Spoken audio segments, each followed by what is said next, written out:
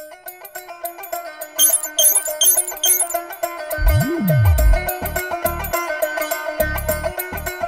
जी, बेटी और जमाई राजा की कुंडलियां मिलाने के बाद ये समझ में आया है कि इन्हें 2 हफ्तों तक एक दूसरे के करीब नहीं आना चाहिए। अगर ये दोनों करीब आए तो इन्हें कभी संतान की प्राप्ति नहीं होगी। लेकिन सिर्फ इतना ही नहीं, अगर इन दोनों ने संयम नहीं रखा तो फिर आपकी जान को खतरा है। शास्त्री जी, मेरी फिक्र मत कीजिए, बच्चों को करीब आने दीजिए। मम्मी, मेरे लिए सुहागरात आपसे बढ़कर नहीं है। मैं ध्यान रखूंगी कि अगले 15 दिनों तक हमारे बीच कुछ ना हो। ठीक है ना मम्मी? ठीक है बेटा। जमाई को तो कोई प्रॉब्लम नहीं है ना? हाँ चलेगा।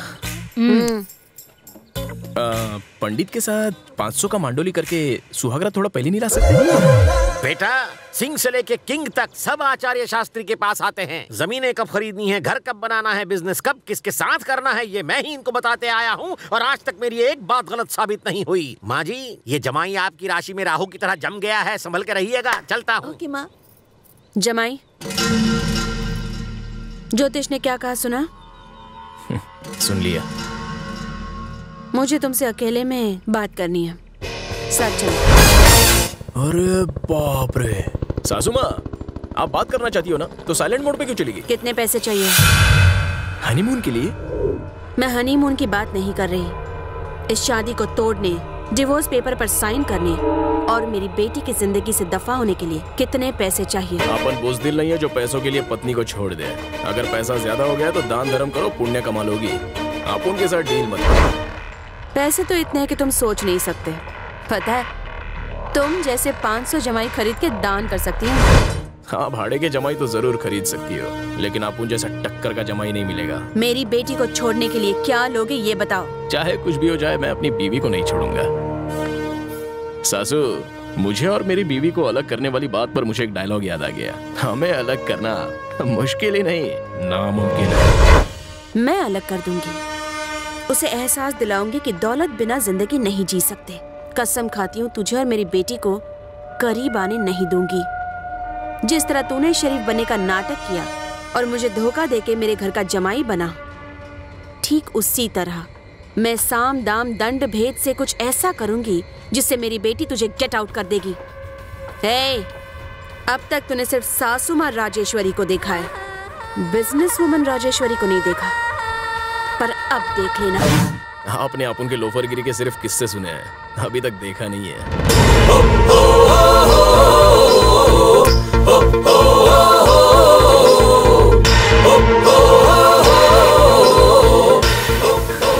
लेकिन अभी आप देखो, प्यार के आगे पैसा नहीं टिक सकता, प्यार के आगे लालच भी नहीं टिकता, और आपको भी एक दिन झुकना ही पड़ेगा। और तब जाके आपका घमंड टूटेगा, और जब वो चूर चूर होगा ना, तभी आपके सर से पैसे का भूत उतरेगा। और जब वो पूरी तरह से उतर जाएगा ना, तो अपन लिख के देता है कि आप खुद ही चापुन को सामने से बुलाएंगे, जमाई राजा, मेरी बेटी के लिए तू ही सही है।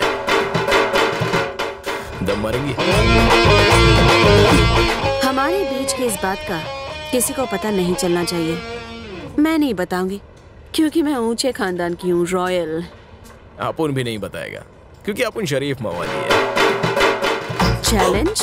अरे सासू माँ, चैलेंज अपुन के लिए कपड़े बदलने जैसा है। एक और बात,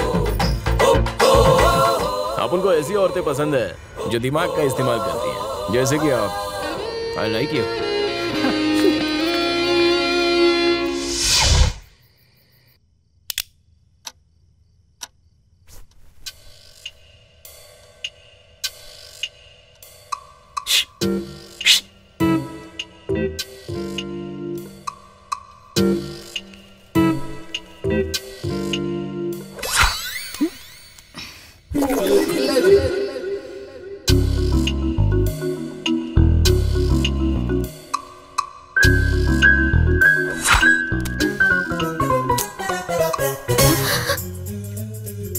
अरे इधर आ।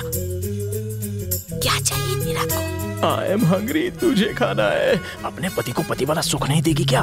एक किस देना, कम ऑन यार, आना आना आना आना। मम्मी जाग जाएंगी, तुम जाओ यहाँ से। तू नहीं आएगी तो मैं आता हूँ। अरे चुप, रुको, मैं आती हूँ। मम्मी सो रही है, चलता था तैयार करते हैं। कहाँ जा रही है? वो क्या है ना मम्मी, लगता है टॉमी भौंक रहा है। मैं जरा उसे देख कर आती हूँ। ओके? तुम फिक्र मत करो, मैं जाके देख के आती हूँ। अरे मम्मी, सो जाओ। यहाँ मेरी हालत खराब है और ये आराम से खर्राटे ले रही है। आने दो, बताता हूँ इसको। गायत्री! कौन है? छोड़ो! हटाओ! कौन है? बचाओ! छोड़ो!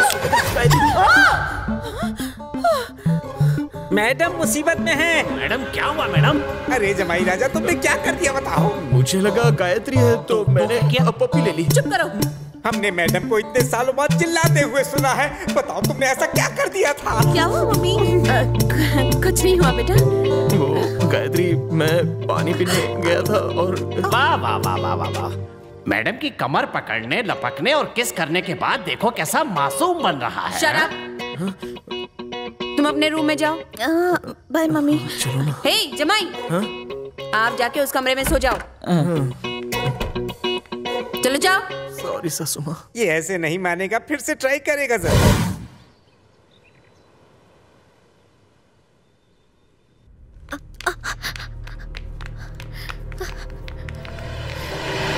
बैड बिल्ली रास्ता काटी।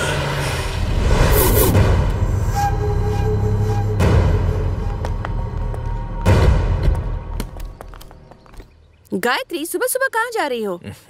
लगेज खराब है। सासू माँ, आप भूल गई क्या? पंडित ने बताए हुए 15 दिन तो कल ही पूरे हो गए, इसलिए हस्बैंड और वाइफ हनीमून के लिए बाहर जा रहे हैं।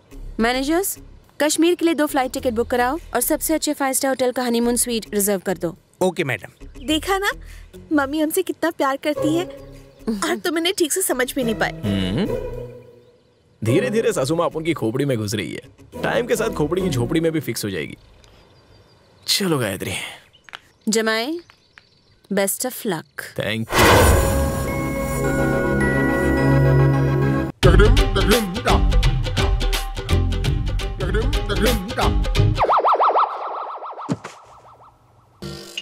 वाह, बैठो ना। छोड़ो ना, कितने दिन हो गए हमने ठीक से बात भी नहीं की है। थोड़ी बात कर ले।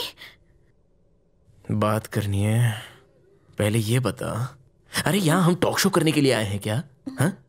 15 दिनों से हम सिर्फ बातें ही तो कर रहे हैं। बातें बाद में करेंगे।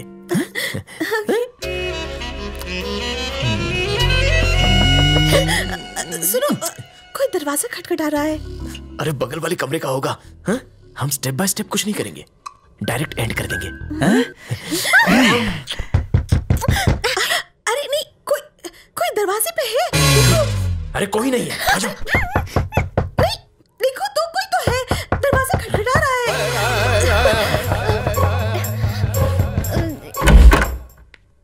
मैं आई कमेंट सर। हाँ, आ जाओ। कहीं के लिए आया? हाँ? दिमाग का नहीं और मूड का बजट नहीं आया। सारे काम बैठी तेरी माँ का साकिना का कर को आया इधर को। क्या टेकर है ना? क्यों मार रहे हो इसे? क्या हो गया? अरे आप यहाँ पर? मैडम का एक्सीडेंट हो गया। मैडम का एक्सीडेंट हो गया है। हाँ। ऐसा क्या? तुम जाके मैडम को संभालो, हम कल सुबह आके मिल लेंगे। हाँ? ये क्या कह रहे हो? मेरी मम्मी का एक्सीडेंट हो गया और तुम कह रहे हो कि अब सुबह चलेंगे? पागल हो गए हो क्या? अरे यार गायत्री, तुम्हारी मम्मी का ख्याल रखने के लिए बहुत सारे लोग हैं, लेकिन मेरे इमोशन का ख्याल तो तुम ही रखोगी। हाँ? आज रात हम दोनों यहीं पर रहेंगे और अपना जरूरी काम करके यहाँ से निकल जाएंगे। अभी तो कोई फ्लाइट भी नहीं मिलेगी। टेंशन की कोई बात नहीं है, मैंने ट्रेन का टिकट बुक करा लिया है। मैडम लगेज कहाँ है? हमें जल्दी पहुँचना होगा। चलिए चलिए चलिए। जल्दी चलो ना।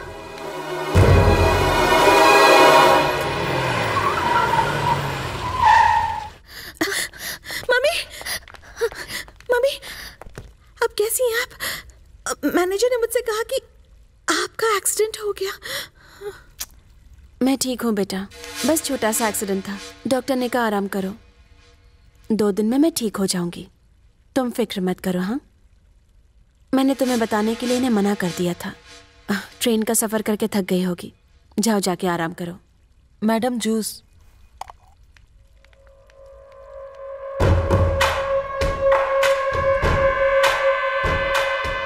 जमाई, प्लान कैसा लगा? 15 दिनों के बाद मेरी बेटी के साथ तुम हनीमून पर गए। मैंने तुम्हें वापस बुला लिया।